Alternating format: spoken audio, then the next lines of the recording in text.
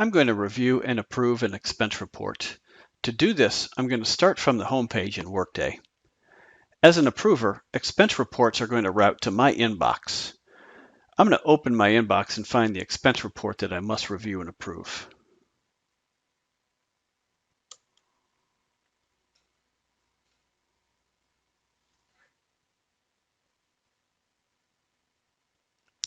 Once I've clicked on the expense report, there are various details associated with this particular expense report that appear. Although the Workday system is set up to catch most policy issues, my fiscal responsibility requires me to review each expense report and apply my knowledge of laws, regulations, policy, and the needs of the individual and department when I approve. I'm going to focus on the details of the expense lines. This includes the expense item, the total amount, the memo, and the work tags.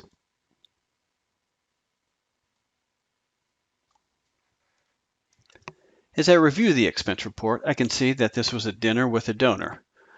Michael Garcia was part of it, and he took an individual, John Williamson, out. They discussed Target 21, the Target 21 campaign. The event took place here in Columbus, and the dinner was held at the Whitney House. I also want to check the work tags, but as I look over here, I can see that they're empty. And that is because this includes an itemized expense line. And the itemization appears over here. So for me to check the details of the work tag and the itemization of this $170, I need to click the Edit button. Once I click on the Edit button, I can see the specific details of this business meal. I can see that there was a tip involved of $25. I can see that a tax on wine was accounted for. I can see that wine was purchased in this amount. I can see that taxes were accounted for this amount. And I can see that the meal cost $101.75. As you'll note, each of these line items contained specific work tags associated with this particular expense item. And you can also see that information, the attendee, the destination, the number of persons, the business reason, and the merchant, all auto-populated from the expense line item as well. If I needed to make any changes to this information, I could go ahead and click X and remove, for example, the cost center, and I could add a different cost center. Once I've completed my review, I click Done. And as you can see on this expense report, the individual aspects of the itemization appear over here under the itemization column. $170 needed to be itemized. $0 of it remains to be itemized. So everything was accounted for on this particular receipt. And for a business dinner, it is Ohio State's policy to include a receipt. Michael Garcia has included a dinner receipt. He uploaded it.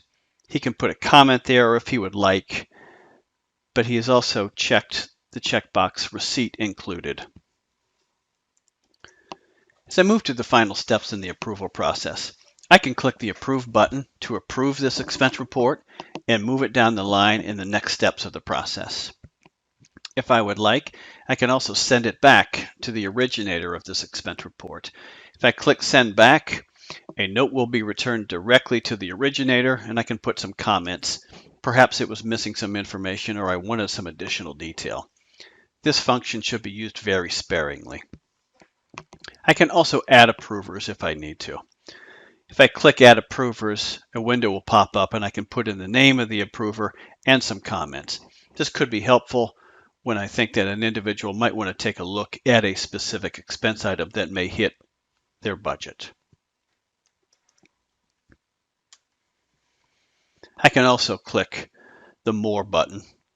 When I click More, I can click Save for Later, and if I don't have time to finish my approval, by clicking Save for Later, all changes that I've made will save, or I can click Close, and none of the changes that I've worked on up to this point would be saved. Once I'm finished with my review, I click Approve. This completes the demonstration.